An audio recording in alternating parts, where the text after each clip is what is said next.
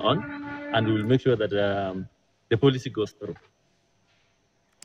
Shirika la huduma kwa wanyamapori nchini KWS limeongeza juhudi za kuangamiza kunguru katika ufuo wa Watamu, kaunti ya Kilifi, kwa kuhamasisha wavuvi na wachuuzi wa samaki kuhusu usafi. Ramadhan Mostef, afisa mkuu wa KWS katika hifadhi ya Watamu, alisema kuwa kunguru hao kwa sasa ndio tishio kubwa kwa ndege aina nyingine, na kwamba kutokomezwa kwao huko kutaokoa ndege na kutaokoa ndege hao kutoangamia.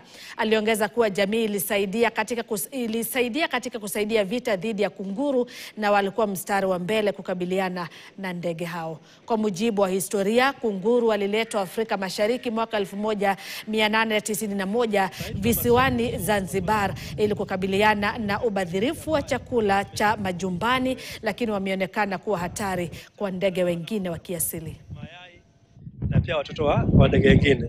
So sasa tumekuja kuhamasisha kina mama samaki kuwa huu uchafu ambao hii matumbo ambao wanafanya kutengeneza samaki hapa, wakitupa kila mahali, ndio hao kunguru wanapata nafasi ya kula kila mahali. So tunajaribu kuhamasisha waone mahali pamoja ambao wanaweza kaa huu uchafu wa samaki, ili wakati wa kuweka sumu itakuwa rahisi. Hawa ndege wanazoea kuwa ni mahali fulani wanawekwa, iwe rahisi kuwamaliza. Kwa sababu ya kufanya hivi, tukiwa wanawajaa kila mahali, itakuwa ngumu sana kuwamaliza.